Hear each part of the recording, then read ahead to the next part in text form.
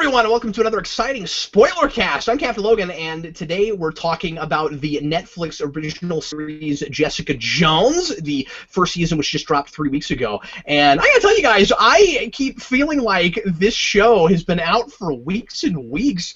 We were gonna do this last week, and we decided to save it off because we had a long show for Crisis last week, and now we're finally getting to it. And it feels like, at least with a lot of messages I've been getting, that everybody has seen this show already. And like it's almost old news already, and it's a 13-episode show, and people watch shows so fast now. But we'll talk about the nature of the show, because even more than Daredevil, I think it watches really well in like a couple of sittings if you have like no place else to be. Let me introduce my panel tonight. It's the same as the Crisis panel from before earlier. All of these guys and gal watched Jessica Jones, and we begin with Steve Baxi. Hello, everybody. And filling in for Manos tonight, it's MrGoodPlot. Sweet Christmas. It's the Curious Low! Welcome back, everybody. And Jackson Rasco! Jessica! We'll get to that, but the way Tennant says her name freaks me out. We have an impression of I'm sorry, what? versus Kilgrave. An impression. Oh, now I get what you're talking about. That's okay. That's hilarious. Rasco will be moderating comments for us tonight, but also chatting with us. And if during the show you have a question or a comment that you would like us to read on the air, make sure to put those in, and we will get to as many of them as we can throughout the show.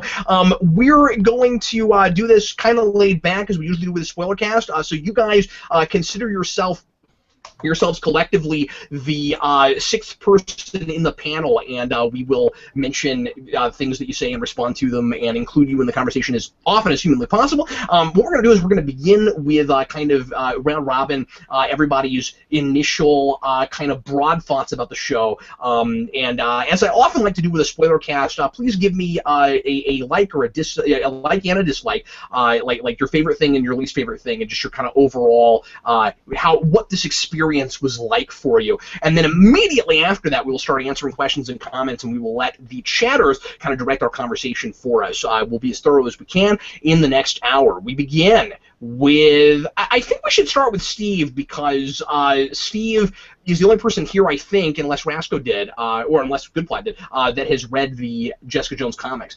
So let's start with Steve and get his initial thoughts. Go ahead, Steve. Okay, you said best thing and worst thing, right? Yeah, yes, but also you can open with any kind of a preamble that you want to. Go ahead. Okay, so the Jessica Jones comics, Alias, it's kind of a masterpiece. It's one of those things that came out right when Bendis was doing early Ultimate Spider-Man, was doing his Daredevil run, so it was when Bendis was the man, and he could do no wrong. So it's one of those things where you go back and you read it and it's a masterpiece. The TV show, I mean, borrows like 2, maybe 3 things from it. It's a very, very different show. It changes the nature of Jessica and Kilgrave's relationship. It fundamentally changes who Malcolm is. It does a lot of different things with Luke Cage. It's a very different thing, and I think ultimately it's a lot better. The comic is a masterpiece. The TV show is beyond that, I think. I like this more than I like Daredevil. It's really, really good, and we'll talk about some of the comic comparisons here and there, because Kilgrave is only in 2 issues of the comic. He's there for a one issue to set up where he is, and then he's there for the final issue as the final confrontation, the final big bad. With this show, he's in basically every single episode. The only episode Tennant isn't in is the penultimate one, a.k.a. Take a Bloody Number, and even then, he's there because you get text messages from it at the very end. So he's got a presence throughout this whole thing, and it's a kind of presence that he didn't have in the comic, and I think that's ultimately an improvement. I think that's my favorite thing about the show is Kilgrave as a character, Kilgrave as a physical force, everything they do with Kilgrave as representational of social structures and how people like Kilgrave affect people like Jessica and like Malcolm, and this weird chip on his shoulder he has where he thinks everything is everyone else's fault, and how it's very therapeutic, and it talks very much about all of the issues that are in society that deal specifically with minorities and victims. That's the big thing with this show, is that it's a show about rape. There's no way to get around that, but even more than that, it's a show about rape, it's a show about feminism, it's a show about epistemic feminism. There's just a lot of layers to just the idea of Kilgrave's a rich, white, British dude. And that says a multitude of things. Even you could write a book on this show and coloniality based on nothing but his accent. I think all that stuff's brilliant. That's definitely my favorite part. I don't know if I have a least favorite. The one thing I'll say is maybe Luke disappears after AKA You're a Winner, and then doesn't show up again until the very, very end of AKA Take a Bloody Number. And I kind of wanted him to be somewhere, maybe just catch up with him, but this show is very much from Jessica's point of view, so I guess that's not really a criticism. That's just me really liking the actor and wanting to see more with him. I also think that, and we'll get into this later, that there's a major story reason for doing that. Yeah. But we'll get there. I should mention real quick. People in the comments are saying, "Hey, where's Dan? Is Dan dead?" I should have mentioned this at the beginning, because I said that GoodPlot was filling in for Manos. I already knew Dan wasn't going to be on the program tonight and had been expecting Manos. Dan didn't quite finish Jessica Jones, so that's why he's not here tonight. And I actually kind of expected him for Crisis, so I don't know why he didn't show up for that. But I'm pretty sure he's okay. Anyway, let's hear from the Curious Flo. All right. My favorite thing for the show, well, first of all, this show is amazing. I just have to echo Steve. Oh my gosh, it was so good, so amazing to watch. It took me, I kind of rate how much I like a show based on how quickly I'm able to get through it, because I really love marathoning shows, and I definitely will watch an entire season of a show in 2 days. And Daredevil took me about 4 days to get through. This took me just over 2, and it was only because I had to work. So I had to stop and go to work and sleep and then continue watching this show. I couldn't stop. I was just episode after episode. Really great show. My favorite thing is the music. I consistently noticed how well the music was playing off the show, and where it was very sort of, lounge jazzy, which just fits perfectly with the genre. And there were multiple times where I was so tense because of not only the visuals and what was happening with the show, but the music just took me there so much. And there was one moment, I think it was in the first or second episode, where Jessica is walking down a hallway, and Kilgrave, she has like a flashback or maybe sort of just a PTSD moment where he says, "I knew you'd come back to me," or something like that. And I physically jumped, and I was alone watching the show, and I went, because I was so into the moment, because just the overall feel of the show was really taking me there, and I was so into it.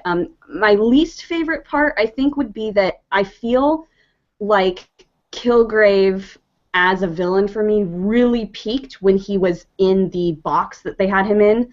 And it sort of felt like the actual way that he went down with all the people on the pier was a little bit just not quite as intense for me, and not quite as... I just feel like he was so intense locked in that box, and how he was still manipulating people even without having the use of his mind control powers, that once he was out with just this kind of like everybody's punching each other and stuff, it felt almost like less impressive. Not that it was a bad scene, but I'd almost wish that we could have seen the intensity a little bit higher. I don't know. But it felt like it peaked a couple of soon for me. Let's hear from GoodPlot. Okay, then. It's kind of weird that I am present for this, for reviewing a show that's about allegories of rape and abortion themes, and yet you got this kooky character here. Hi. but I'll do my best. So I watched it the same way I did Daredevil, as much as humanly possible, getting it all in at once. I only watched it the once, so I'm a little hazy on the details, but not too much. I do still remember pretty much everything. But I'd say that my experience with it is that it was just a little bit hard to get to in certain places, but I feel like the reason why is because the whole show is presented in a particular format that I'm just a little bit not used to, which is psychological thrillers, and that's not sort of my cup of tea per se. But there were still, but it wasn't that kind of show all the way. Of course, it still had plenty of superhero themes and all kinds of stuff that I could dive into and get into, and so I guess what I'm saying is that it was able to comment on a whole lot of superhero tropes and a whole lot of superhero themes that we're used to seeing in all kinds of stuff, and commented on a new, different way, what with its sort of way of showing it in realism, and of course we'll probably get more into that later. You know, what with the themes that it delves into. But my problem, though, with it, as I just said, is that sometimes it's a little bit hard to get into at places, but that might be just because I sort of have a little bit of ADD, so it is hard to really focus, because there are a lot of quiet times in the show, a lot of quiet, somber moments, and I don't mind those, but it is hard to try to get into it at times, and what Lo was saying about the peak, I felt like that kind of was how the show was overall, was that it kind of peaked for me in the 10th episode, because I watched the whole series as a whole as chunks, so I had 3 episodes last as my final chunk, and I thought that the 10th episode was just such a high point that I thought that it could only go up from here. Like I thought the momentum would continue from that point, but then it kind of went all the way back down, and it was slow again. But that's just my personal view on it. Okay, let's hear from Rasco. So overall, I really like this show as well. One of the, I guess, most enjoyable aspects of this was that it was very much like neo-noir, and not that it's really similar, but it kind of reminded me a lot of like the investigation type scenes reminded me of things like Blade Runner and stuff like that. So that was really interesting, I guess, tone and visual like style to this, I think.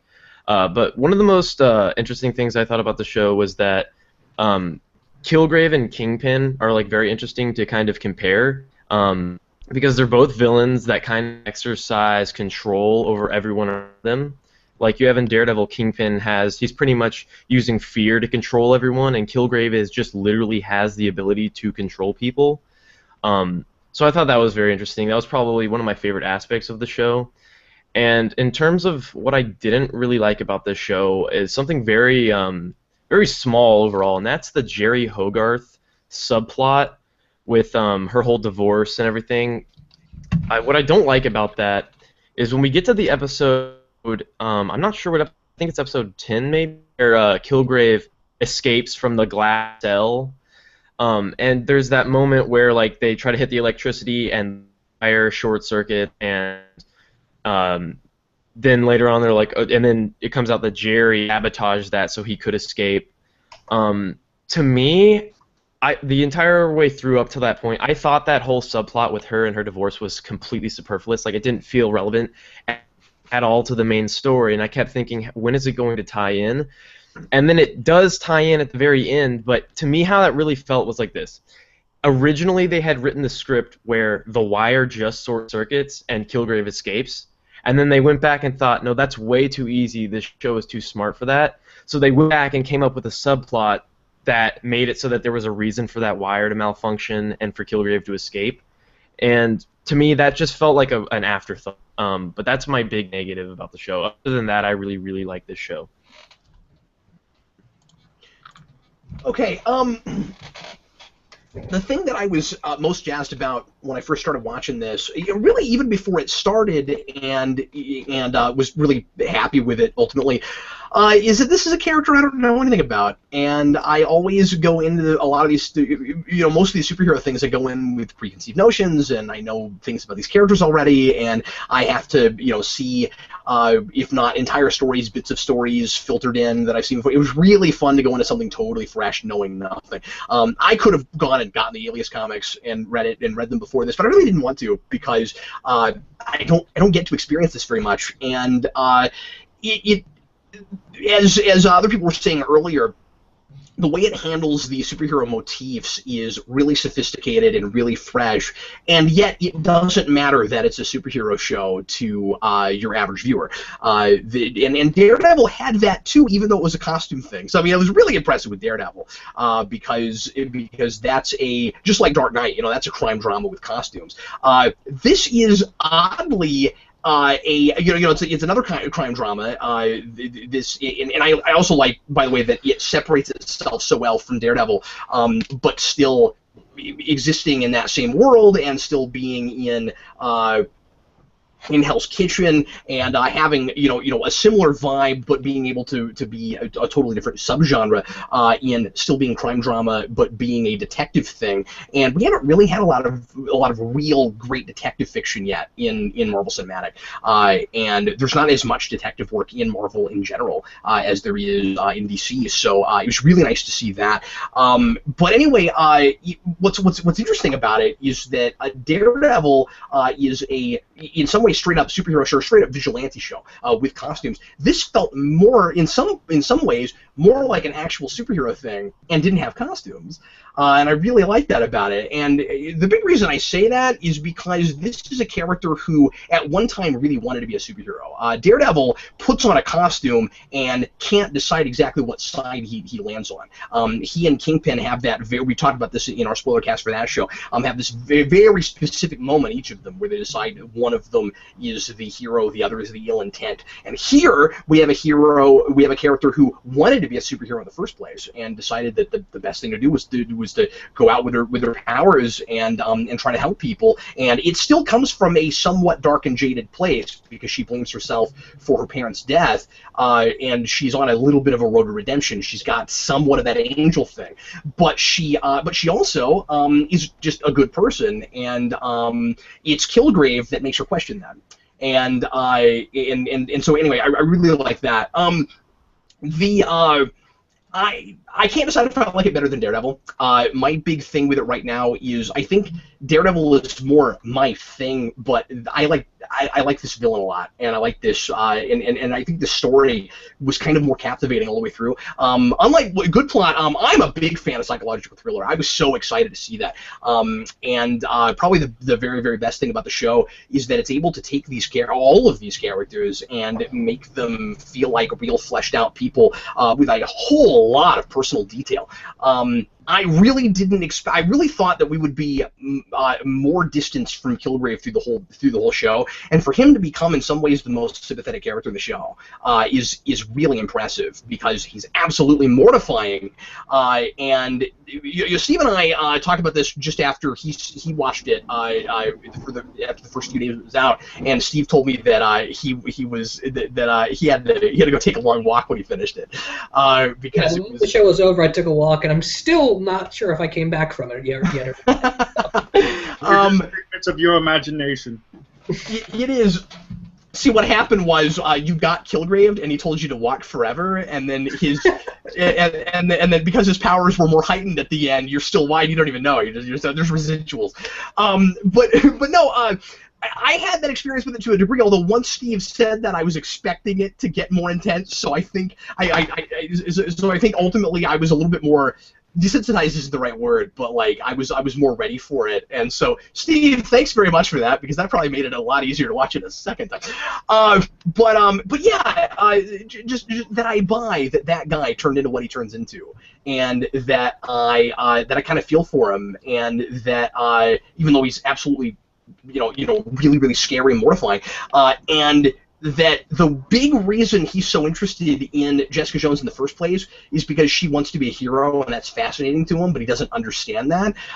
You guys said the big peak for you was when he's in his prison cell with the water. For me, it was when they were playing house. I wanted that to last another 3 or 4 episodes, and I like her whole plot, and I like how it blindsided me, and I appreciate why it ended and when it did. But the idea of I could have lived with 3 episodes of them going out saving people and him not understanding that, and Kilgrave constantly having no empathy for anyone, but feeling like it gets him closer to what he wants, so that's why he's doing it. So when he says, I have this new sense of purpose, no, it's not really true, right? His sense of purpose is trying to get the girl he likes to like him too, and it stays the same. He just thinks he's got more of a shot with her now. As far as criticisms go, the big thing I'd bring up is just that, well, I don't like the roommate at all. Or not the roommate, excuse me, the neighbor across the hall. She drove me absolutely insane, and I mean, and they made her a real person, and I understood her role and why she was there and what was going on with all that. And at first I was like, wow, she's really over the top. And then I understood why she was over the top, and that she mentally unstable is not the right word, but she's clearly got like some issues. And like I got all that.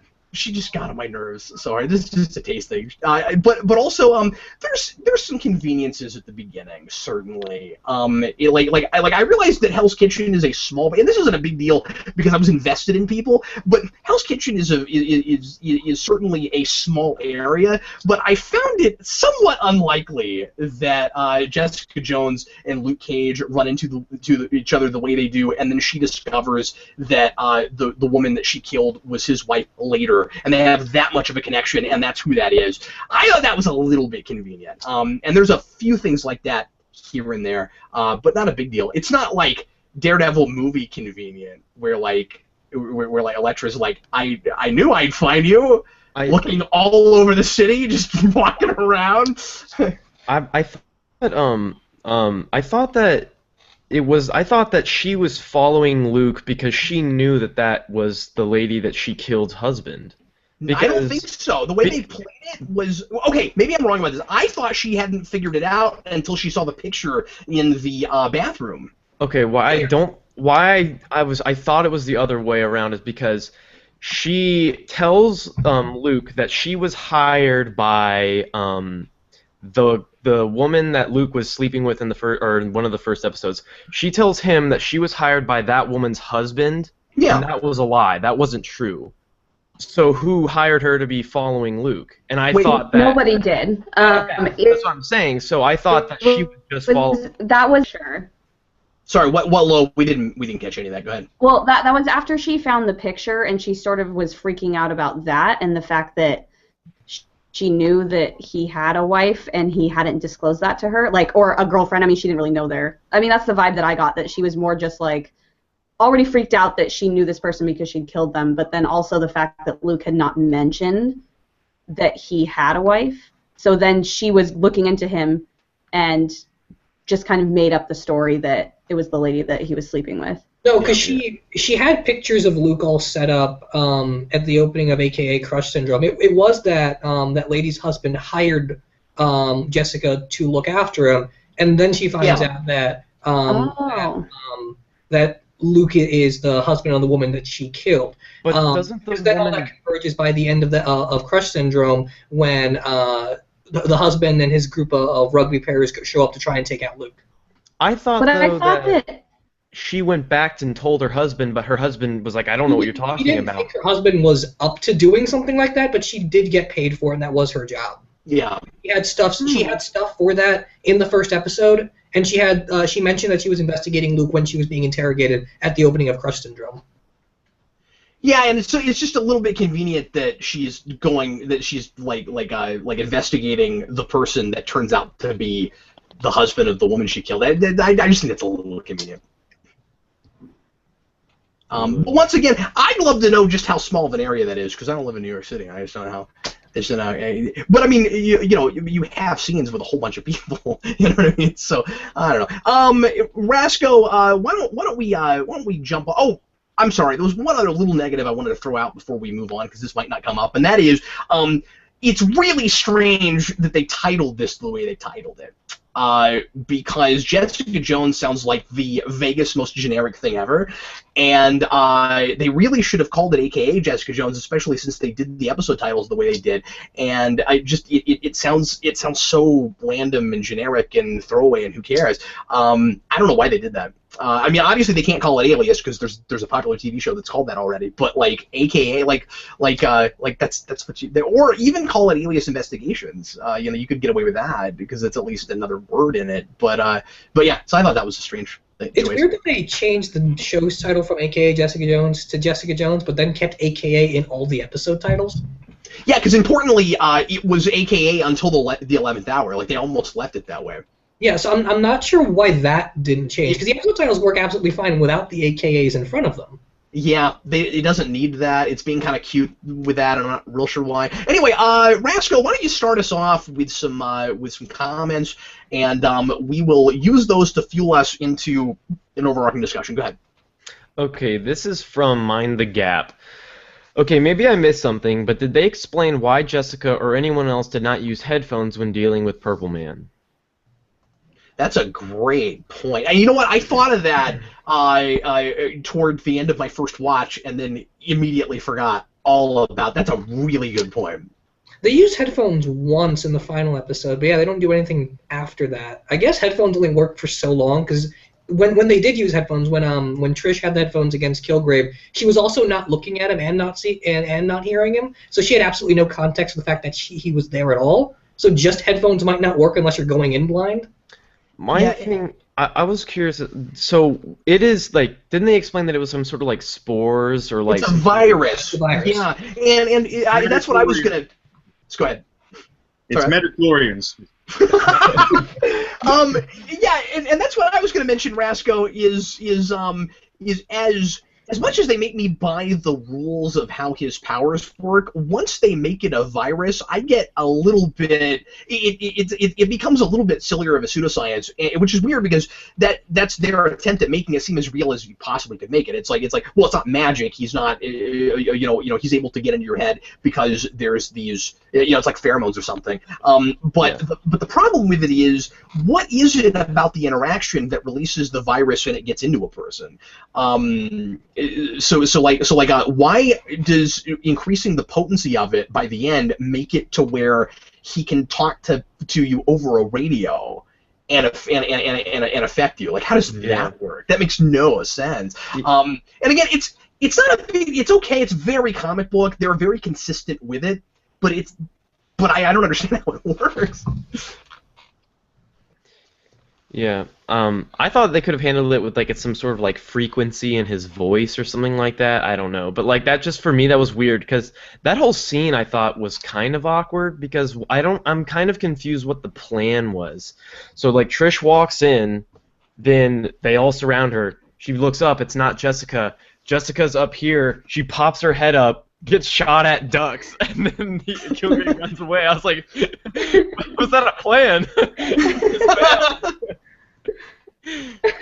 Well, since we're into, we'll answer some more questions in a minute. But since we're into some logical questions, let's do a couple more right now while we're thinking about it, because we are likely to make this mostly a love fest. So we'll mention a couple things here, and I'm hoping that these are things that I've watched the show through twice, but I'm hoping that these are things that I missed and didn't understand, and that you guys can explain to me. The first thing is, I don't understand how exactly the room with the water got set up, and that was a room that Simpson Nuke basically already knew because he has his own military organization. So that's just a room that he gave them that he already was using beforehand. It was just abandoned for now. It was an old what's it called? What are they called? The disease control people. I forget what the acronym is. CDC. It was just one of their old abandoned buildings, so they would have hermetically sealed rooms like that. I realize that it had something to do with him. What I'm saying is, I don't know at what point they took the time to set it up. They set it up when they're getting Kilgrave in, I think it's this. Oh, it's that early? That's the okay. So that there's an episode where they go to it and they show them the room, and there's this whole time between them getting Kilgrave and setting up the room. Okay, that makes sense. Okay, see, I thought it was a backup plan they came up with later, and I was like, when did she talk to Simpson and make that? Okay, so the idea was when they got him in the first place and Trish screwed it up. Yeah. That was where they were going to take him. Okay. Yeah. Thank you very much. I missed that. The other thing is, I don't know that they ever explain in a satisfactory enough way why exactly his influence stopped working on her after she killed the woman she killed.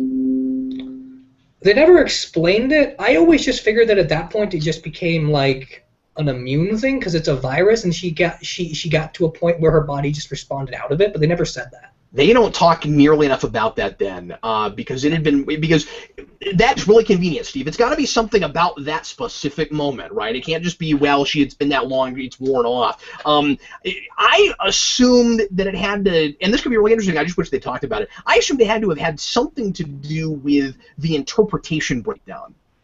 Where he says take care of her, and she interprets that as kill him, or as punch her, and then it kills her, and something about that breaks the whole thing because she kind of did what he said, but not really. That was my assumption, yeah. But I don't get it. There's that whole thematic thing with it's that whole Wittgenstein word game idea of that people give each other meanings just because of the context they're surrounded in, but it's based on a whole bunch of things that people don't say. And so you can very easily misinterpret what someone means when you have phrases like that. And so I guess that plays into it thematically, but they never give you like a solid explanation. In the comics, in the very last issue when she's taking down Kilgrave, you get a reveal that when she was in a coma after she was recovering from her first Kilgrave attack, Jean Grey set up a bunch of psychological blocks in the back of her mind, so Kilgrave couldn't get into her. Obviously, they can't use that for the show, so I guess they just made up. They just made up that either the thematic reason or they just wanted us to assume it was like an autoimmune thing. But yeah, they don't talk about it nearly enough. See, the problem with it is that he interacts with people on a long-term basis more than just her. So it should be happening to other people, and it doesn't. Yeah. It is what it seems like, unless there's something like special about her that nobody else has. And so and I think the reason it frustrated me was because when they started getting into his dad saying, well, maybe we should study you and we can find a cure from your gene. I thought that we would have a really concrete explanation after that, and they never did that. So we don't know if it's genetic, or we don't know anything about it.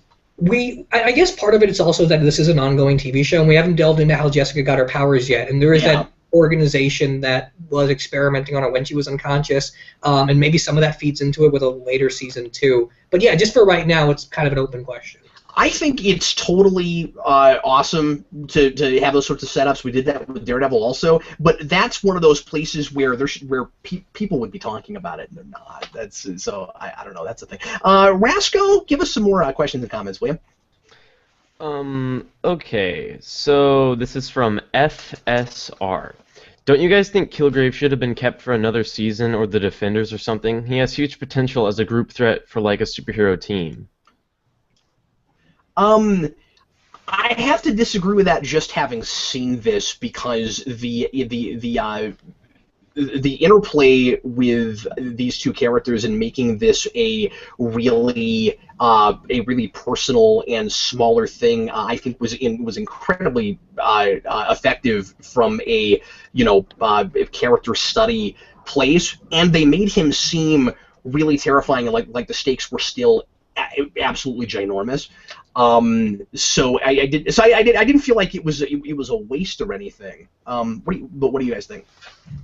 I don't mind the fact that he died, because it actually kind of came across very tragic in a way, because it was like, even in a world where you have people like Thor, who has like a magic hammer, and you have like the Incredible Hulk, like the world that they lived in still wasn't ready for someone like Kilgrave. Like they still couldn't get their heads all the way around that to the point where you could capture him and you could have him in prison. Like, and it was almost tragic that it kind of made a good case, like things in like Superman, where it's like oftentimes people don't really like to have Superman put in scenarios where he has to kill. Like it's about like even just daring to put him in that scenario. Right. Yeah. I kind of felt like this is like, well, no, like with Jessica, it's like, no, this show decided, no, Jessica's the kind of person we're going to put her in scenarios where like death is maybe the only way to solve something. And so it was very tragic in that way. I really like that. It's also really important to note that immediately after that scene, you've got her in handcuffs and people still not believing it. Yeah.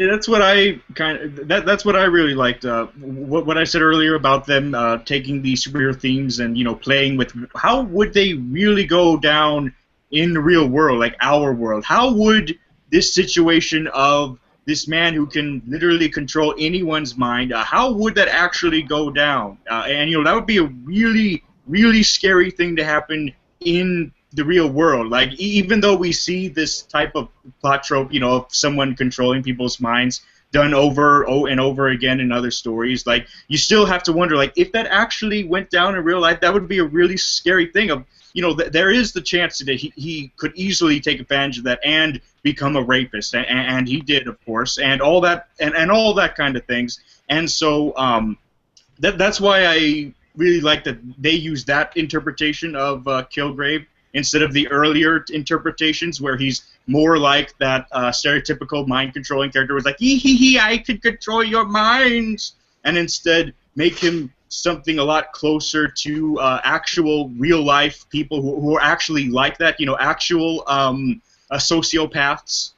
And so, of course, sometimes if they've got like a good lawyer and whatnot, they can keep doing these things, and that's why I also like that. If this situation did happen, of course there would be a huge, big controversy across the whole media of whether or not it's really happening. Like even if you get concrete evidence right in front of your face that there actually is proof that he's controlling people, people will still doubt it. Like we get concrete proof all the time in real life of actual crimes that happen, and the legal system is like, we don't think so. Not to bring politics into this, but yeah. So it is interesting to see that, and to see that she is still dealing with the consequences even after he's dead. Just like with a lot of cases, the court system still is in doubt that any of this ever even happened. Like even though there's tons and tons of witnesses, they still have doubts, and she still has to get her way through it with the help of Jerry Hogarth. And so, well, that's what I have to say about that. And I mean, they one-up that from the comic, because in the comic, all Bendis really does is says that this is a character whose powers are terrifying. And so we deal with what Jessica's like after what happened, and their history is quite a bit different in the comics as well. Because in the comic, I guess I can just talk about that here. It's not a rape thing. In the comic, it's Jessica is around as Kilgrave's punching bag whenever someone like Daredevil or Spider-Man beats him up. So all he does is he leaves her there mind-controlled and kind of just has her as a doll. There's never a sexual thing. All he does is that he forces her to watch him have sex with people, and then at the same time forces her to beg for sex and never gives it to her. So it's psychologically scarring, but it's scarring in a very different way. But he's not the character we see here. What we get with Kilgrave by the end of the comic is he's a guy that knows he's in a comic book. And they never explain it, but from his introduction, he's talking about like the internal monologue and stuff that Jessica's had since the first issue. And so it's a different kind of scary. It's about the control in a literary sense before it's about control in a physical sense. So here, you ramp that up to 11 because it's not just about what would it be like if someone could tell you to do things, but it's also about what's the difference between you wanting something and someone telling you to do something, and the questions of identity of if Kilgrave made Malcolm an addict, and now a recovering addict is who he's become, how much of his identity is thanks to Kilgrave. And it takes the realistic route, but it also takes the really interesting philosophical route of just who is a person after you're mind controlled in that way. Because it's a virus, it's a cold. It's the same thing as a person recovering from the flu. Are they a different person because of it? Is it necessarily right to say that just because you were Kilgraved, you weren't really you? Yeah, and we talk so much, Steve, about how we are a product of our experiences. We're also a product of these sometimes really horrific things that happen to us and that we have to recover from, and that recovery is a lot of what defines us after that. And so you've got that with the idea of illness in this. You've got that with the idea of traumas, people forcing themselves onto you and that kind of thing. We do it with drugs.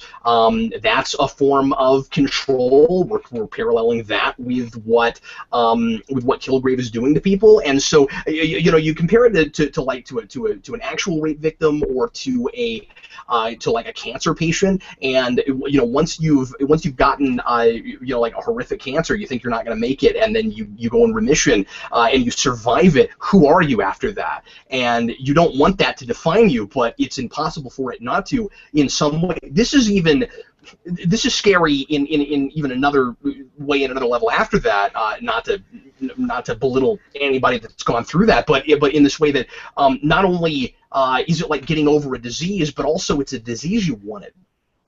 Yeah. And so this is a guy that forces you to want a thing, but you don't want it, but you do want it. And so who are you now? And I'm really impressed with how sophisticated the show is in making it about more than just I blame myself. We have this in superhero stuff all the time. It's a cliche at this point. It can work, but it's a cliche at this point where a hero is blaming himself or herself for indirectly getting someone killed. And this is a case where you have someone who wanted that person dead in the moment, but didn't actually want it.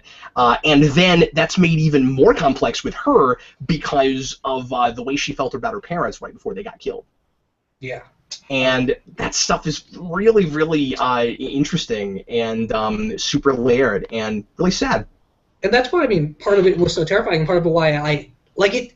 It's part of why it gave me such a strange emotional reaction and why I can't necessarily get over the show, because Jessica kills Kilgrave at the end. I don't think she won anything. I don't think she got over anything. I feel like by the end of that show, she's the whole thing with Alias and the whole thing with the show is that Jessica's a self-deprecating character because of what happened with Kilgrave, and now she's even she fell off the edge, and I don't know how she gets back from that. Now people are calling her, asking for her help, but does she deserve to be the one distributing help? Like it's a really depressing ending. It's the exact opposite of what happened with Daredevil, where that's she just what I was going to say at the very beginning, and now she does it, and she's a totally different person. I don't know what that means for her.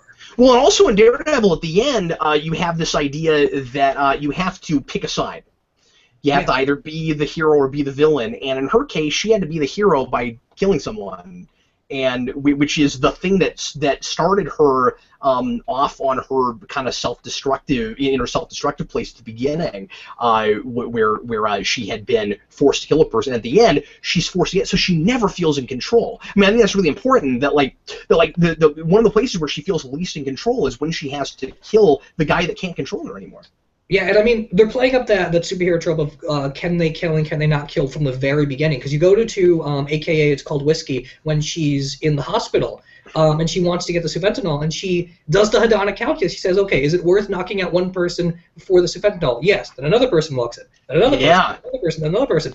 And she ultimately decides that, okay, I can't do it.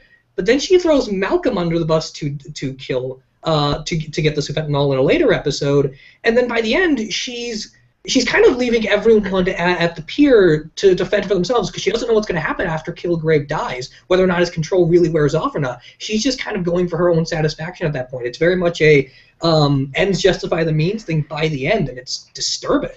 That's true, although if he can be believed, she knows it will wear off in a day. Because he does specifically say how the rules have changed now, that it's 24 hours and 100 yards. And he's never lied to her really before. He'll omit things. He doesn't tell her everything. But he's never straight up lied to her. So I feel like we can assume that that's true. So I don't know that it's quite that as far as you're making it out to sound. But maybe not. But it's definitely more of a risky move, though. Like she's playing she's playing with him more than I think she would have in the beginning. I want to go back real quick before we go to another question or comment to the question that started this discourse of whether or not he should have been saved for later. And for me, it's all about how effective this storytelling is. And if this guy were more ambitious, we couldn't have this kind of intimate story, and we couldn't play with these with the rape allegory. By the way, it's really interesting that that's happening and an allegory all at the same time. Like, it's not somehow it doesn't feel too on the nose, even though we're talking about a guy that is straight up through mind control raping people. But then in the way that he is affecting people and dealing with victim blaming and all that kind of stuff, it also feels like a big metaphor for that all at the same time. And I've never seen that quite work that way, where we're doing a metaphor for the thing that we're doing. It still works. It's amazing.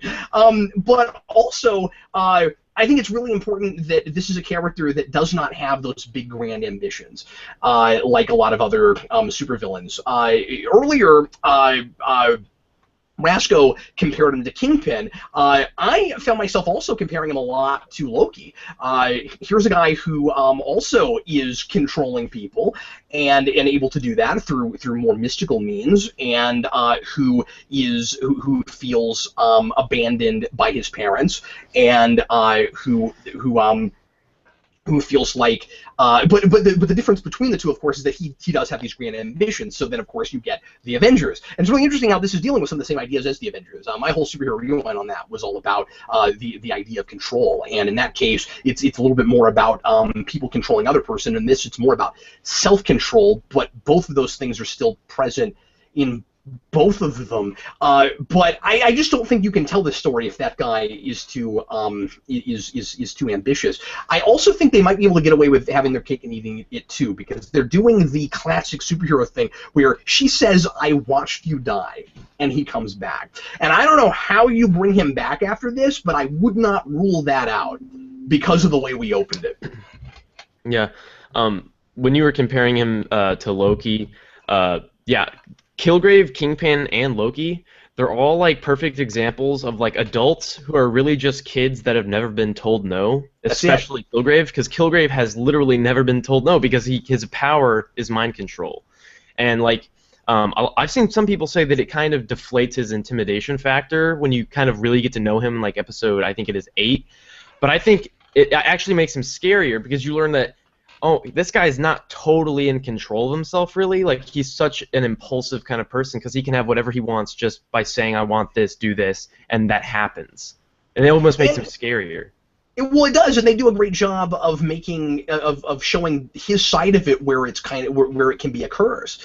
And he says, I don't know what it's like to not be, and like, even though he knows at that point that he can't control Jessica, and part of what he's doing is manipulating her in other ways, I still find myself, even on the second watch, buying him a little bit when he says that that it's kind of refreshing sometimes to not be able to control other people, because if you think about it, his lack of empathy, somewhat comes from what his parents did to him, but also comes from years and years of seeing people, and more exponentially, as just playthings. Like, nobody is a real person if you can just tell them to do something and they'll go do it.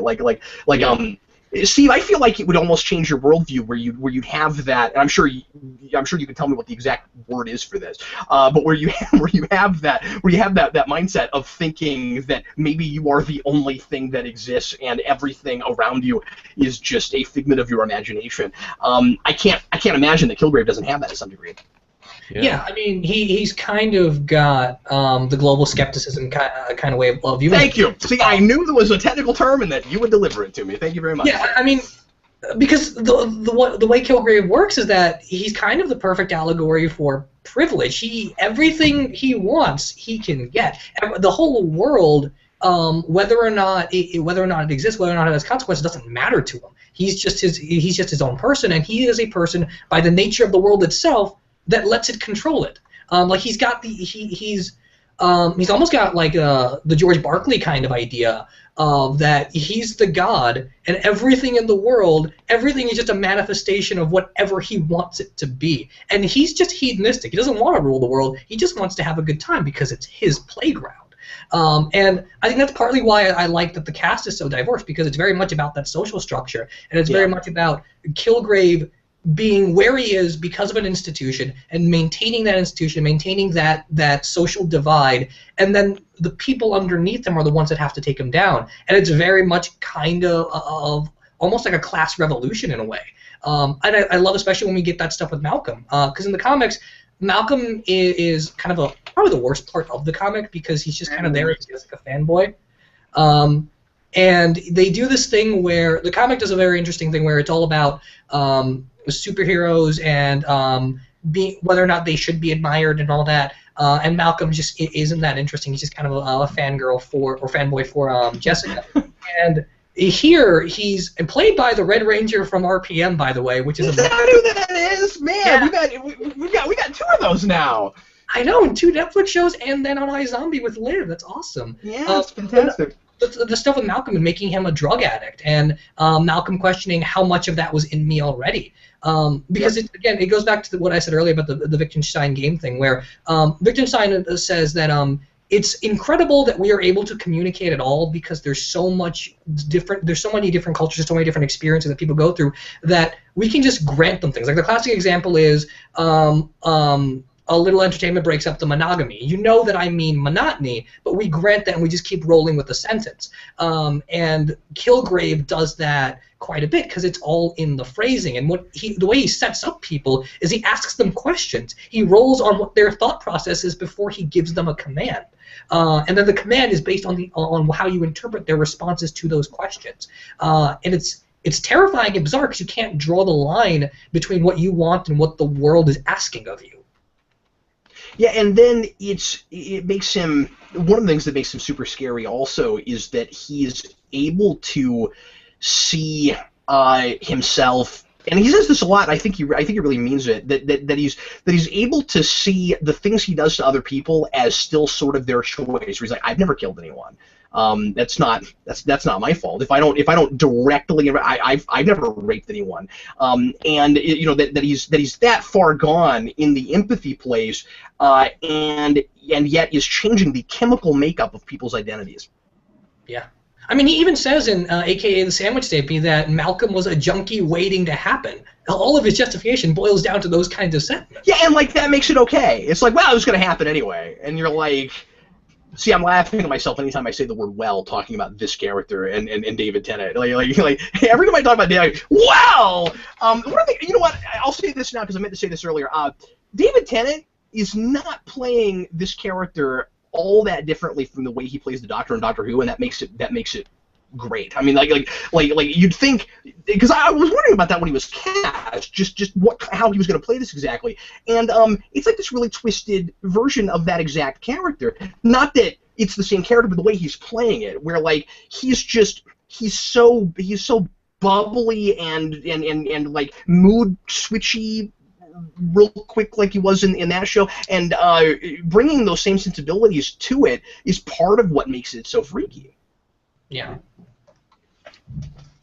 And also what you were saying about his lack of empathy, I think that's why it was a genius move for them to change the origin from the way it was in the comic books, because in the comic books, he gets his powers when he's an adult, when he's already fully developed and he knows, everything that he needs to by then. So by giving his powers instead when he was a kid, that gives him the chance to, not mature, not learn all those things that he should have learned before getting his powers. Because if he was an adult when he got his powers, maybe it would have been easier for Jessica Jones to turn him into a superhero when she was trying to. But because he never learned that, because he lived just about his whole life with these powers, he never learned any of that. He never learned to have empathy for people who live their lives normally or how they live their lives.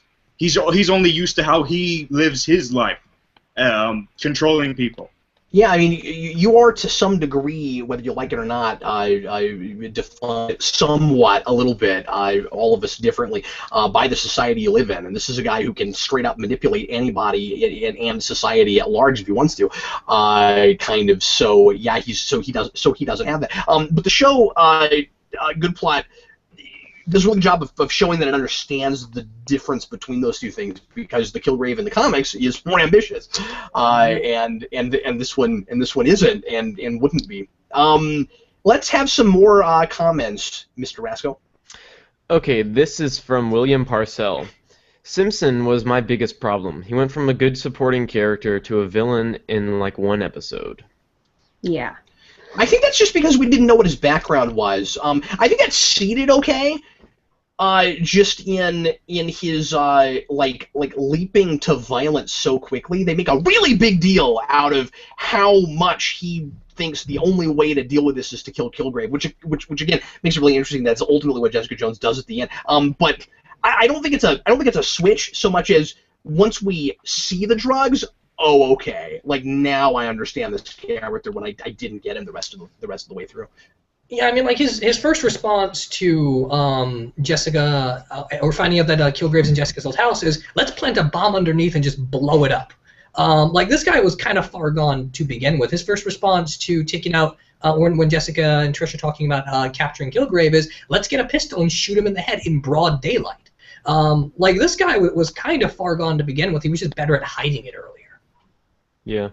I almost thought for a minute there, because I'm not familiar with that character like at all from comics. Nuke, I guess, is who he is in comics. I almost thought for a moment that he was going to be involved in the same kind of procedure that created Abomination from Incredible Hulk. I thought that maybe they were going back to something from that, and I was like, oh, this could be very interesting. But I didn't have a problem with him really. I think that the actor was great, and especially the scene after he takes the pill, he has that tick where he'll say something twice. Yeah. And the first time, I'm like, I didn't even know if that was like a nuanced thing where they were making him like stutter his words like a normal person would in real life. But then like when he does it again, I'm like, oh, and it was very subtle, and I really liked that. I thought that was that was something I picked up on, and that's just totally like I wonder if that was in the script or if that was just that actor. That's a good question. And speaking of the actor, I like that he's so much like Captain America. Because Nuke's big with Daredevil Born Again, which is awesome because I want that adapted now. But he's also big in Remender's Captain America run. And there's an absolutely amazing moment where Captain America and Nuke are having a fight over the differences between their two wars. And so you have an actor, and you have him dress almost exactly like Captain America does in the movies. Like, he's got the same brown bomber jacket that Steve has in Avengers. He's got the same baseball cap shade thing the Cap has at the end of Winter Soldier. He even walks and has the same posturing as Chris Evans. It's really interesting that he looks so much like that actor and that character, but he's so mentally removed from him. I was having a lot of trouble, I think, just because of the parallels that I was drawing with him in Captain America, because I caught on to that very early on, too. I was like, oh, this is, like, very much Steve Rogers. Is that I spent so much time after we knew that he was going down this terrible dark path with the drugs and stuff going, he's going to come back from this, because I don't know the character at all. I was like, he's going to come back from this. They're going to save him. They're going to realize that drugs are bad, and he's going to come back from this. And then he just went farther and farther. Even as he's, like, beating down the door, Shining style, I was like, it's okay, they'll knock him out, and he'll come back from this. By the way, how many of you knew that was Nuke from the whole time? Like, how many of you like didn't realize until like towards that point that, oh, wait a minute, this is Nuke? I didn't realize till way later on because like I'm just not familiar with Nuke. I guess I didn't know that till right now. I forgot that character existed. I mean, I looked up a few things beforehand to see some comic stuff, but that one didn't come up in the articles that I was looking at apparently. So yeah, I didn't know it at all. Because I have this thing that I have this thing about me where I thoroughly search like who is who for stuff. Like I've got sort of like this complex where I don't like spoilers, but at the same time I just can't get enough of them. Like I have a drug and the addiction is of spoilers. So anyway, so I thoroughly found out who was who before the show started. So I knew from the get-go that he was Nuke, and so I guess my experience with him was different from all your else's because I knew from the whole time, like, that guy's a ticking time bomb. And, like, the first moment he said his name, like Simpson, I knew, oh, that's Nuke. He's eventually going to become evil. It's just going to be a matter of time. And that's sort of what made those scenes where he falls where he falls in love with Trish even a little bit sadder because, oh, this is going to go down south so much. Like, they're having these sex scenes, and they seem like they really like each other. But she's Hellcat, and he's Nuke. It's never meant to be, so it's going to be really sad. Well, and you might even see, like, now we might see a fight scene between this cat lady and this American flag man. I wasn't. I didn't expect it to go as far as it did, but I feel like Jessica is a character who is supposed to be really good at reading people. Like that's kind of her natural superpower. Is that and some of that, or maybe it's not natural, because I think some of that comes from having been Kilgraved and being suspicious of everyone. And of course, there's a whole lot of paranoia in the show. And when she doesn't trust him and isn't sure about him and thinks that he's a loose cannon, I find myself immediately suspicious of him because I'm so in her head throughout this show. So like I didn't trust him from the very beginning. Also, with the Captain America parallels you guys are drawing, and I did not think of that, isn't it fascinating to have this character right before Daredevil Season 2 when we bring in the Punisher? Yeah. Yes. Because that puts him right in between. And also the stuff with him and he's kind of a walking contradiction, right? Where he is, and we're paralleling pretty much everybody with Jessica Jones who gets Kilgraved and how each of them handles it. And obviously that's the reason that she cares so much about Hope Schlottman. We should talk about that because we haven't even brought her up, and she's really important. But with regards to that guy, to Simpson, immediately we're drawing that parallel because he has killed someone and didn't mean to, and is going even farther than she ever did in the guilt and remorse plays, and obviously he seems immediately like a character who can't stand the idea of not having control of his own faculties, and obviously everybody has that to a degree, but he takes it really into a really extreme place. And then you find out that he allows himself to be controlled by drugs that give him superpowers. Yeah. And he's this fascinating walking contradiction where he puts himself in that place, but only when it makes him physically strong, and he likes that kind of being out of control, but only when he thinks that he's doing what he wanted to do in the first place. Anyway, yeah. More comments, Frasco. This from Soundwave 71. Cap and Friends. When Jessica said that she wanted That's to gonna be a new show on Geekvolution. We've got a Cap and Friends, and then we need a theme song. I'm gonna make somebody write that. Man, also write the theme song. I'm sorry. Go ahead. When Jessica said she wanted to hire a lawyer, did you guys expect to see Matt Murdock appear as her lawyer? No. Yes. No, not even a little bit. I didn't think they'd go that far. Well, guys, did you know this about Jerry Hogarth? In the comic books, she's a man. Yeah, I kind of figured that. Just because the name was Jerry, and I don't know if that sounds bad, but I mean, I just thought that was maybe as they changed the sex of that character.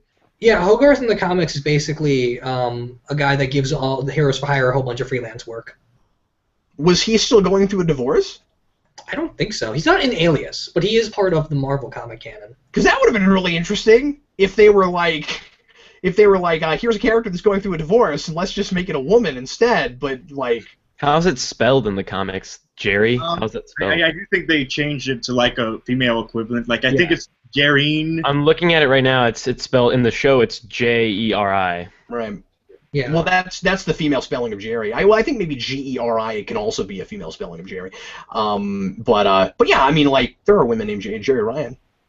I mean, there are female Jerrys. Oh, remember I said that I like to look up at at who's who in the cast. So I saw when it was first announced, Eka Darville's character, Malcolm, was going to be on the show, and also Hope. And I saw their pictures of Hope and Malcolm, they're actors, and one is a tall, skinny African-American, and the other is a blonde white girl, and I instantly thought of these two. Oh, yeah! But then, of course, my theory was instantly killed because one of them dies. Well, something else you have to think about, too, is I don't know if Marvel would have had the rights to Cloak and Dagger right then because they're so connected to Spider-Man stuff. They might not have been able to do that. But now that they've put all that together, yes. Cloak and Dagger would make more sense as a TV show than it would as a movie. No, I'm with you. Oh, Steve, why did you have to say that? Yeah, that would have been great. It was sad for me, too. It was like, oh, maybe they're Cloak and Dagger, but then she dies, and she never interacted with him. And also, when I saw Wheeler in the casting, I didn't think Cloak and Dagger, that's a great point. I thought that we were going to get Captain Marvel with her. because in the comic, her best friend is Captain Marvel. Those two characters hang out all the time, and basically what you see Trish do in this show is what Captain Marvel did for her. And they have the same celebrity thing where Captain Marvel hangs out with the Avengers, and so she's famous and she's popular and she's really influential in the city. And here they just change it to Hellcat and give her own talk show thing. Apparently, the showrunner for it was trying to make this for ABC years ago, and Captain Marvel was going to be part of it. But because they have movie plans, everything had to switch around, and they had to change it to Trish. Yeah. I liked the subtlety of that a lot, though. I mean, I'm kind of glad that she wasn't immediately already a superhero.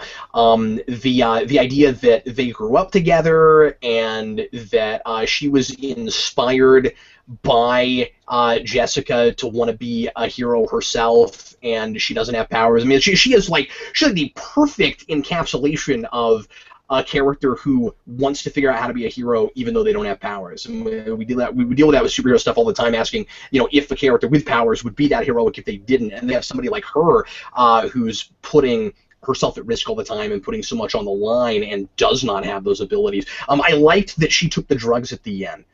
Toward the end, and that she got to experience what it was like to be Jessica for a minute, and that she feels kind of, even being as famous as she does, like that doesn't matter to her. She's like really insecure about not being able to do what Jessica can, in wanting what she feels like Jessica has and what she's not really sure she wants either. And I don't know, their relationship I thought was fascinating. I should also mention that the flashbacks in this are really, really solid.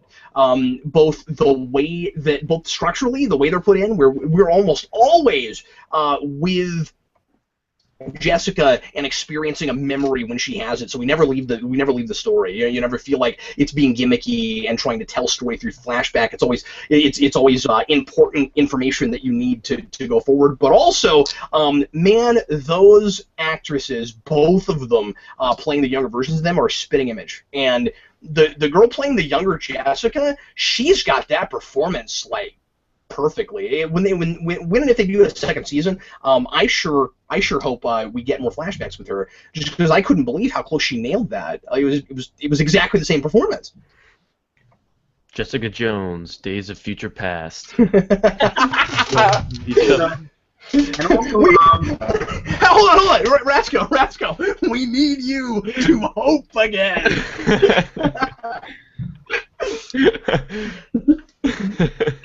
See, that's a double entendre, you see. The Hope thing was a little on the nose. I always make fun of anything that uses that name as a character who's supposed to be the embodiment of hope, especially the Marvel things. We did it with X-Men. well, she lost hope when she died. Yeah.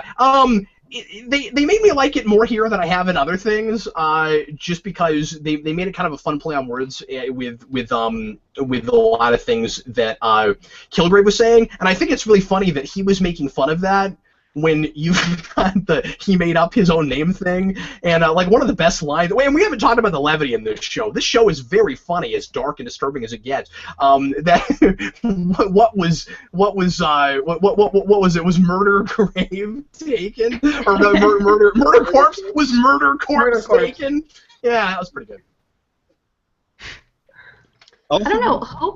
Hope as a character name ever really bothers me, but because it's used a lot. But I think that might be because my younger sister's name is Hope, so I just accept it as a name when I hear it. So she didn't bother me as much of the whole hopeness of it, but just the fact that she was like the embodiment of innocence that was literally corrupted and then killed, so that it was just sort of proving that Jessica didn't have the power to like keep innocence alive or like save innocence, that there was no innocence. That was very on the nose for me. I honestly didn't really notice the whole hopeness of it. That felt more heavy-handed just because I've seen it so many times, I think. I mean, like the Buffy comics do it. I've just seen it a lot. But no, that's a great point that you made there, Lo. That the idea at the end is that she can't, there's no innocence. You can't save that, and Trish couldn't either. I mean, Trish is the other pretty innocent type character. And then she takes the murder kill drugs. Yeah, so it's either innocence is either corrupted or it's snuffed out. And which again, no on the one, nose.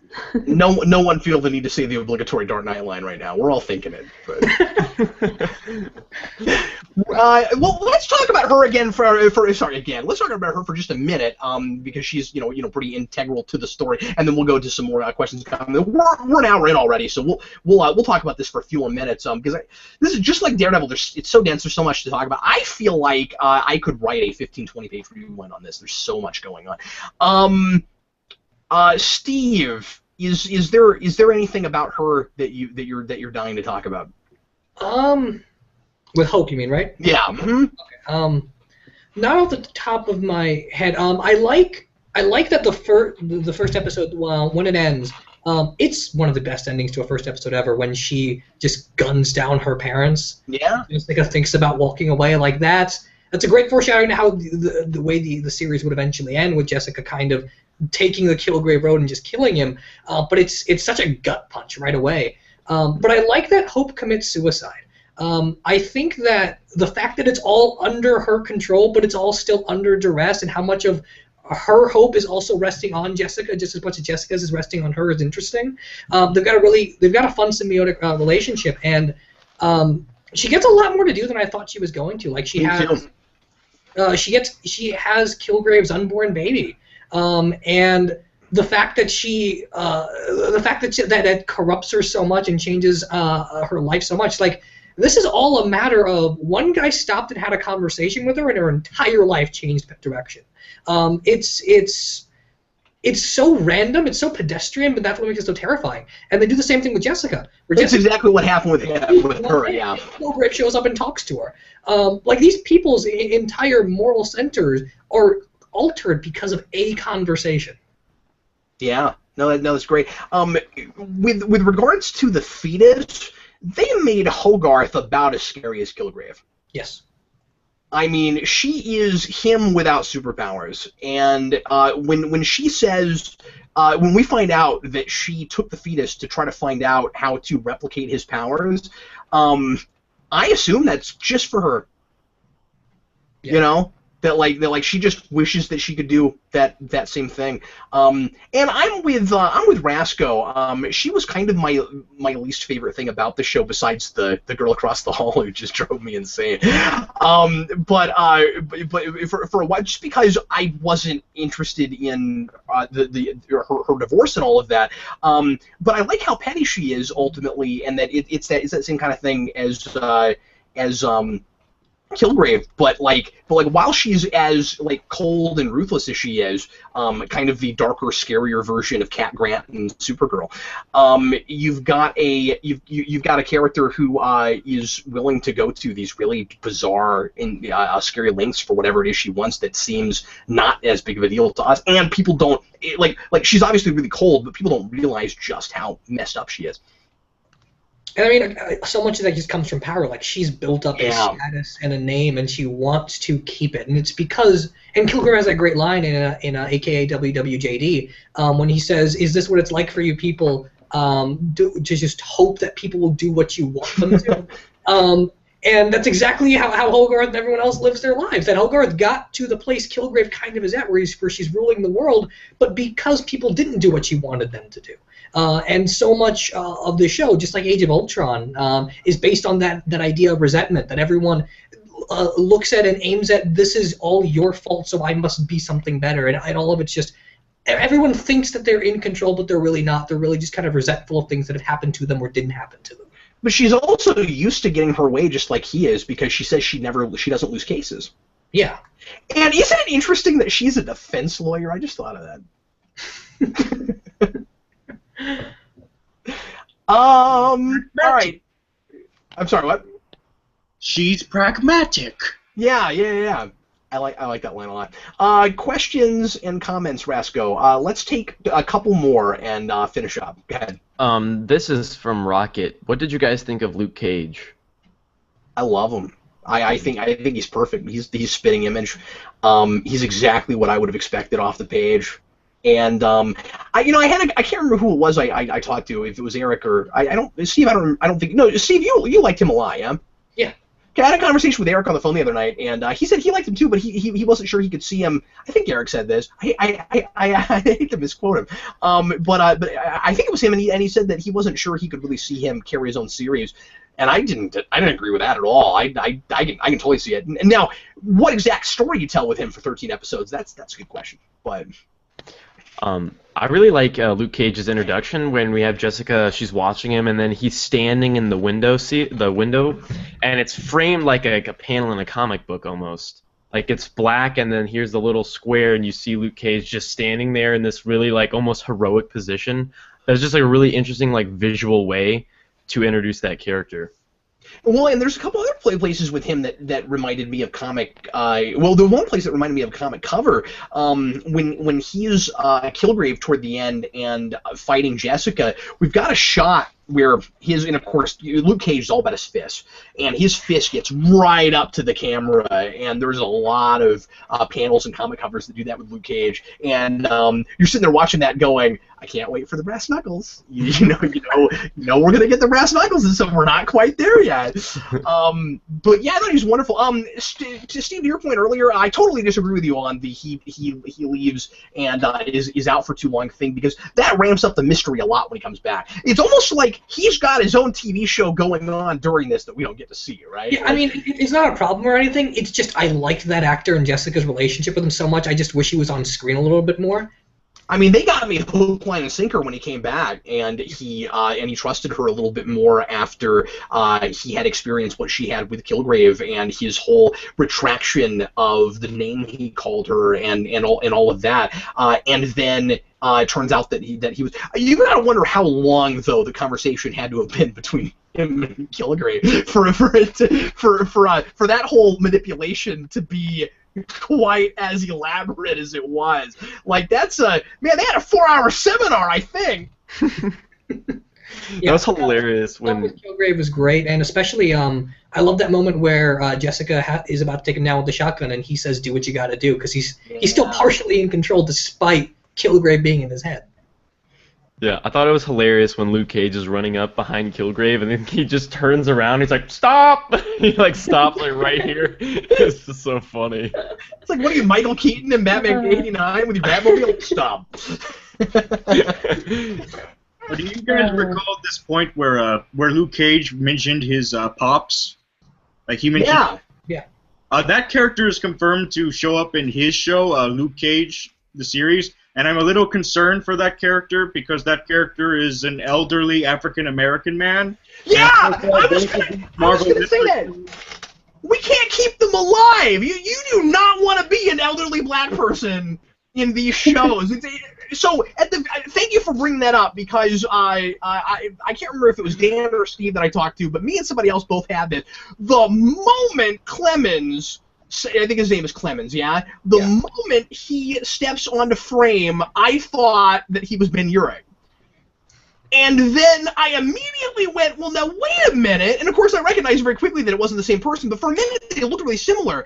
And then, of course, they have a lot of similarities. They're both older guys that are really seasoned, and they're kind of hardened, and they're ready to be finished with their work, and other, obviously Ben Urich is more complex and he's more disillusioned and all that, but they've got similarities. And Clemens walks in, and the first thing I thought was Ben Urich, and the second thing I was like, wait a minute, Ben Urich's not a cop. Why would he be there? I was kind of bummed that they killed Clemens, because we're getting Punisher in Daredevil Season 2, and Clemens is a big character in Greg Rucka's Punisher run. Oh, is he? But see, we have the same thing with Ben Urich. We're like, how do you kill off Urich in the first season? I mean, like, honestly, I thought they earned that death a lot better. Clemens was a letdown for me, because I thought he was potentially really interesting, but we just didn't do very much. Like, I don't want to say plot device, because I think I liked him as a person, but he was kind of there because the show needed a cop, and then he got, very, very, very quickly, killed off as soon as we didn't need that anymore. That's like, why we needed a good cop. You should be concerned. Concerned for Pops. Yeah, Pops better watch himself. He better be very careful. I just thought that was a really strange choice, 2 shows in a row. Surely you had to be thinking people are going to make fun of you for that, or be kind of irritated because the thing is, and I hate that my mind went to this place, but we have, and in superhero things, you're kind of token black guy. Now I realize we've got Luke Cage and stuff in this show, but usually, or not usually, very often, you'll come to really like this kind of token black guy, and then he gets killed off. We did it in First Class, and we did it in Chronicle, and now we've done it the 2 Netflix shows we have so far. What are we doing? Anyway, Fantastic Four, the most recent Fantastic Four movie.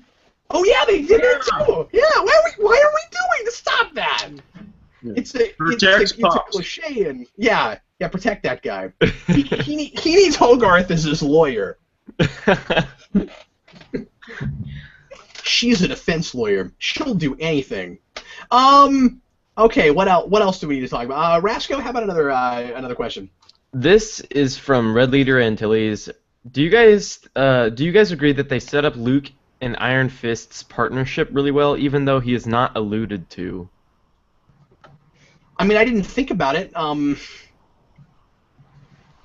Yeah, me neither. I guess I wonder how you mean. Yeah, I mean, since he's not alluded to, I'm not sure what you mean by their partnership. Maybe the idea that he is so much of a loner he needs a partner. Maybe that's what you're referring to, but I'm not sure. I mean, because we set up Hogarth, who works with Heroes for Hire, so there's that. And Luke Cage has got that whole thing with protecting what's his, and we don't really get into his head about why the bar mattered to him and stuff like that. And maybe you can use some of that with Iron Fist, but I don't know. I guess it's just a matter of what about the relationship do you mean specifically? Yeah. We are so intelligent and have so much fun with powers in this show. I love that from the very beginning, one of the big things that attracts them to each other is how interesting being intimate is when you have exactly that power set. And it's not just a physical thing for them, certainly, but that's really interesting, and I like how much fun they have with it. And it makes me more okay with the explicit nature of the show. Because I'm talking to some folks that don't think that it needs to be as explicit and that there's too many sex scenes and I can understand why a person would feel that way, especially just on a taste level, and I have that to a degree. But I think that every time we do it, it's significant. And with them, before we ever get a sense that they might have to fight and go at each other, it's an immovable object going up against an unstoppable force. And I always love that scenario, and we've got that here. It's pretty cool. He gave more context to his question about Iron Fist here in the comments. He says Luke wants to be a loner but is a hero at heart, and Danny wants to be a hero but is not ready. That was the more context to that question. I could see that, yeah, because I mean Jessica wanted to be a hero, so there'd be some interesting parallels between Iron Fist and Jessica there, and Luke kind of fostering that mentality in Danny. And if they hadn't had the kind of baggage they did, they would have made a perfect superhero team. Yeah. But both of them have ultimately kind of the same problem. I mean, she, all the way through, she refuses to kill, and then discovers she has to, and obviously he's got that revenge thing. Yeah. But yeah, I liked him a lot. I wondered this more here than I ever have before, and I don't know why. But explain this to me. If somebody cannot break at all into your skin, would you feel things as much as a normal person would?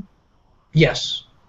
Okay. Why? Because breaking skin and feeling a sensation that's already naturally in the skin aren't necessarily the same thing. You might not get burned. You won't have necessarily pain sensation, but feeling things on a regular basis would still work because you still have skin there that's dying and living and being connected with whatever object you're touching. So Luke's skin can't break, but all the natural functions of the skin that are there are still there. Which is why he can sweat and stuff. Exactly. Yeah. And why hair can grow on his arms and stuff like that. Yeah. Okay. Well, that's good because otherwise that would be really silly. Yeah. Go ahead, Rasco. FSR really wants us to talk about the scene where Kilgrave compels the old neighbor to tell the truth about why she went to chat with them, and she says, because it makes me feel important. when she says that line, she's like, "Oh, I knew that something bad was going to happen in that car crash," and then Kilgrave is like, "Why did you say that?" What I really liked about that scene was it showed that Kilgrave was legitimately interested in why, like, how people act. Like, he was legitimately interested in people, not in like a compassionate way, but in just like almost like the way we look at like a bug. Like, he's just interested in people and the way they act and what they say and why. I thought that was really interesting. Well, and we're dealing with every aspect of self-control and the reason that, and the very intricate reasons that people want to feel in control. And there's a running theme of self-importance and people wanting to feel more significant than they really are, and equating that with mortality and the question of whether or not we are ultimately just a collection of electrical impulses and chemicals and things that can easily be manipulated. That makes you, and it makes you wonder if you were ever even who you thought you were. And so when she says that, a second time around, I found myself thinking about all the other characters that are doing the same kinds of things. You've got Hogarth, who has this very self-important thing, but even the characters in the group that are just talking constantly about Kilgrave, and they can't do anything to make themselves feel like they matter, and then ultimately they have a way to maybe do that, and they take it even though it means trying to hurt Jessica Jones. So yeah, I think that scene is really significant. And just from the viewing standpoint, it's terrifyingly therapeutic too, right? Like, how many times have you run into a person that says or does something like that, and you know that they're just making this up, you know that they're just wanting to be self-important, and you it's complete BS. Yeah. And then Kilgrave just does it. And Kilgrave's moral center is so off that he even options Jessica, hey, if you want to slap her, this is your chance. Yeah. Like, it's kind of horrifying because he made Jessica feel better in the worst way possible. Yeah, she almost appreciates him for it. Exactly. And in a way that's like, obviously Kilgrave is a horrible person, but that's one of those things where it makes him a character that you love to hate. Yeah. Yeah, but again, it's also the thing that makes him a sympathetic antagonist, because you see where he's coming from in places like that, and like you know, not that he ever seems like a empathetic person, but again, you understand why he's not. But also that it is maddening, as Steve was talking about, in your day-to-day life, to see people just pulling that kind of stuff, and the reason they think they can get away with it is, well, you can't prove that I'm not right about this because you can't get in my head, but that guy can. Yeah. Well, we are already an hour and a half in. I had planned to do this in an hour, but there were a number of things that we hadn't even talked about yet. Once we got to an hour, so we kept going. Rasco, do you see any other questions that are really, really pertinent that bring up things that we haven't even begun to get into before we call it a day? I feel like we could do this for another hour, but yeah, I'm not seeing anything that's super important that we touch on. We've pretty much covered the big things that I'm seeing people ask in the comments. Okay, excellent. Anybody in the panel, anything that we didn't get to that you really wanted to talk about? I feel like we might be remiss in some big department. There was something I wanted to talk about earlier. I kept talking about how it was just wishful thinking, wishfully thinking that maybe Malcolm and Hope would become Cloak and Dagger. Right. What's interesting is that towards the end of the last episode, Malcolm had that conversation with Claire Temple, and that conversation was basically about their roles in all this. It was almost like their roles as the civilian characters who help the superpowered characters. And he mentioned he doesn't want superpowers. He's fine with he's basically almost like he's telling me, like, hey, GoodPlot, I don't want superpowers, but I'm perfectly fine with the role I do have in the superhero story. I'm not the one with the powers, but I'm perfectly fine being the one who helps the hero, the Jimmy Olsen type character. Yeah, and I liked that this time around we had in Trish a character like that was one of the major supporting characters that was there all the way through doing that. And I'm glad that we had some connection to that show. That was another one of those kind of sort of convenient moments, but I didn't mind it, where it was like, oh yes, of course, she just happens to be in that room with this other superpowered character.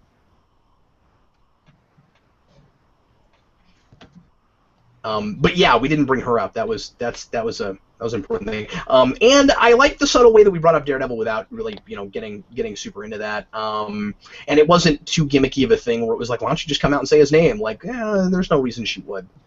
Yeah. Before we wrap up, can we just bring up one last thing, which is the intro? Because we did a whole thing in Daredevil about the intro, and I just want to mention it here. Yeah, and we haven't even touched the color purple. Yeah, exactly. The color. I'm never wearing the color purple again, by the way. But, yeah, I don't know. It made me want to wear more purple, but I don't want to be like that guy. I've got one that's very stylish.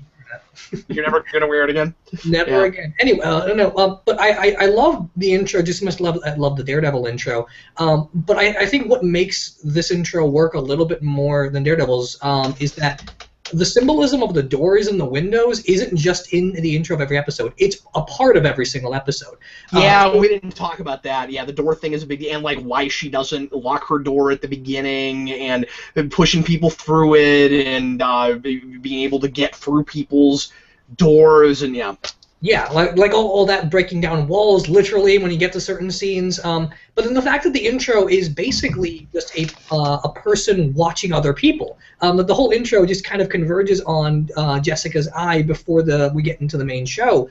And we have all these images of shadows. We have all these images from the episodes where, like, you see Luke Cage in a window, where you see other characters through doors. And the intro and the rest of the show becomes about not only watching people, but how much of their parts in the world reflect on you, and how much of a divide can you actually have between any two given people. I mean, it's like that old Robert Frost poem about the idea that we build walls around ourselves when in actuality we all we're doing is layering the intersubjectivity of the world and just making it more complicated to get in touch with the things we really want to get in touch with. Yeah. And the idea that you are, I mean, Kilgrave's just a perfect villain, because you've got this. We're able to explore the question of how much of our identities and personalities are informed by just everyday interaction with people, and it's a thing that we don't think about. And a lot of it is a thing that we're scared of, because you want to think that you're an independent person and that you always have the power of choice. But what exactly is choice? And what is choice when you are affected by other people subconsciously and you don't even realize it? And so then how much of your... Steve and I one night off camera spent 3 hours talking about choice.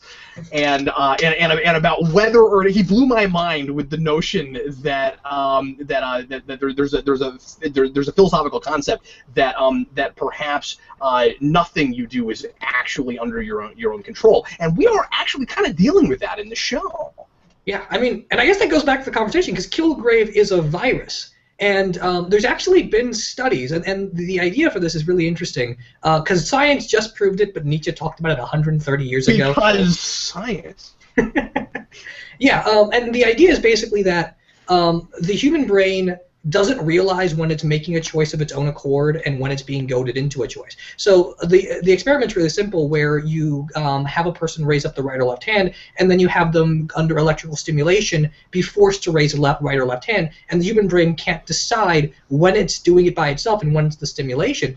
But also the idea that the human body will act on an action before the chemical processes catch up to your brain to make you realize you had a choice in it to begin with. So you'll move your right hand before your brain tells you that you want to move your right hand.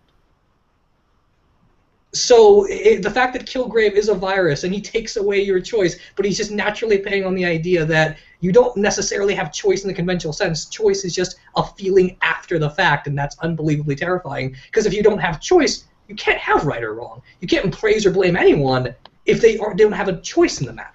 Yeah, because it's all about responsibility. We talk about that all over this. Who is responsible for the things they actually do, and then it gets really interesting when you start thinking about whether or not what Kilgrave is doing ultimately is a thing that he's decided to do, or if it's or if a lot of it is just naturally what your kind of automatic response would be if you had that ability.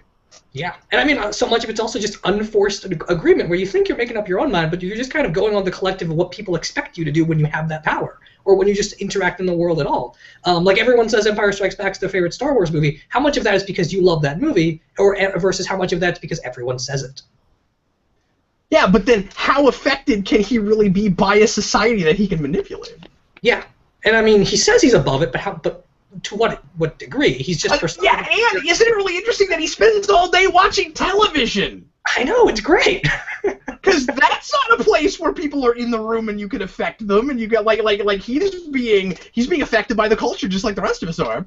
Yeah, so and I mean, he still has his expectations. And he very specifically watches sports, which is about like physical exertion, and how much of that is just natural impulse taking over when you're on a field, and how much of that is strategic thought. Yeah, there's a lot going on there. Well, that was fun. Anyway, does anybody else have anything you want to make sure and bring up before we end this discourse?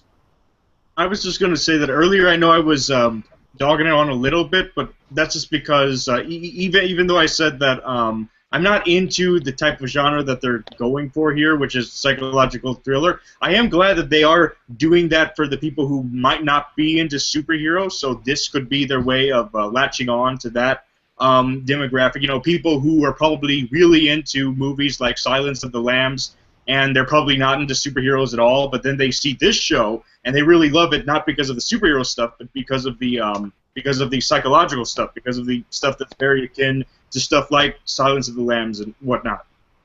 Well, once again, Marvel continues to branch out to all these different genres. I mean, it makes you wonder if all four of these will be that separate in different subgenres, but also if they'll all manage to be as I lost my train of thought. I had a thing and I can't remember what it was now. Anyway, it's not important. Okay, are we good? Anything else anyone wants to say? All right. Awesome. Well, everybody, thanks as always for watching. Sure hope you enjoyed our Spoilercast on Jessica Jones. We will be back again next week for probably a new episode of Primetime Crisis. We haven't decided if we're definitely going to do one or not, because it's kind of slim pickings next week for shows. But we are definitely going to do a live Spoilercast like this for Star Wars The Force Awakens next Sunday, so look forward to that. I am working right now on my rewind for Empire Strikes Back. It's funny you brought up Empire, because I'm having to review that right now. And I'm going to try to have that out in the next couple days. I was going to try to do that over the weekend, but I got very busy with family stuff and wasn't able to get to it. So anyway, we'll try to have that out before the new Star Wars movie comes out. Everybody's really super stoked about that. It'll be really fun to talk about it. And in the meantime, thanks for watching. We sure appreciate it. I'm Captain Logan, and this was the official chat moderator, Jackson Rasco. Punch! You remembered. That's awesome. The Curious Low. Good night, everybody. MrGoodPlot. See you in the spin-off. And Steve Baxi. See everybody.